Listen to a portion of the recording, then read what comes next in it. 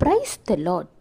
சில நாட்களில் சில நேரங்களில் நம்ம வீட்டில் நடக்கக்கூடிய சில காரியங்கள், உலகத்தில் நடக்கக்கூடிய நாம் கேள்விப்படக்கூடிய சில மோசமான காரியங்களை பார்க்கும் பொழுது இந்த பொல்லாத உலகத்தில் எவ்வளவு நாள் தான் இன்னும் வாழ்வது அப்படிங்கிற எண்ணம் உங்களுக்கு தோணும்.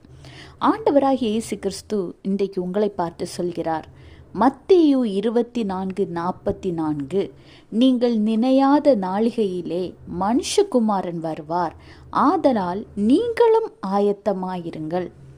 ஆமாங்க, ஆண்டவராக இயேசு கிறிஸ்து இந்த உலகத்துக்கு எப்போ வருவாங்க, எப்படி வருவாங்க, எந்த வழியில் வருவாங்கங்கிறது யாருக்கும் தெரியாது. சில பேர் சொல்லுவாங்க இவ்வளோ காலம் இருக்குது, அப்படியெல்லாம் ஒன்றும் இல்லைங்க, நாளைக்கு கூட ஆண்டவராக இயேசு கிறிஸ்து வரலாம். ஆனால் அவரோடு போக நீங்கள் ஆயத்தமாக இருக்கணும். இந்த வேதாகமத்தில் இந்த வசனத்தில் கூட நீங்கள் நினையாத நாளிகையிலே மனுஷகுமாரன் வருவார், ஆதலால் நீங்களும் ஆயத்தமாயிருங்கள் அப்படின்னு தான் கர்த்தர் சொல்கிறாரு. அதாவது நீங்களும் ஆயத்தமாயிருக்க வேண்டும். ஏற்கனவே நிறைய பேர் ஆயத்தப்பட்டு கொண்டிருக்கிறார்கள், ஆயத்தப்படாதவர்களும் இருக்கிறார்கள். ஆனால் நீங்களும் ஆயத்தமாயிருக்க வேண்டும் என்று கர்த்தர் விரும்புகிறார். வேதாகமத்தில் கூட அழைக்கப்பட்டவர்கள் அநேகர், ஆனால் தெரிந்து கொள்ளப்பட்டவர்களோ சிலர் என்று தான் இருக்கு.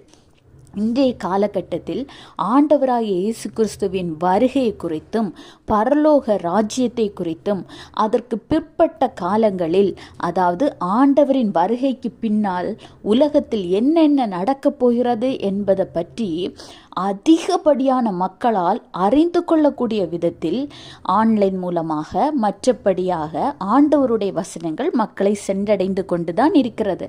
ஆனால் ஆயத்தமாயிராத மக்கள் இன்னும் இருக்கிறார்கள்.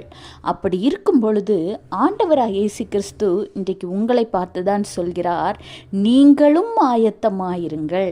உங்களை நான் நேசிக்கிற காரணத்தினால் நீங்களும் ஆயத்தமாயிருங்கள் என்று கர்த்தர் உங்களை பார்த்து சொல்கிறார். ஒரு நிமிஷம் யோசிச்சு பாருங்க, பரலோக ராஜ்யத்திற்கு இன்றைக்கு இப்பொழுது ஆண்டவர் வந்தா நீங்க செல்வீங்களா? அதுக்குள்ள ஆயத்தம் உங்கள்கிட்ட இருக்கா? சிந்தித்து முடிவெடுங்க. Have a blessed day. Jesus bless you.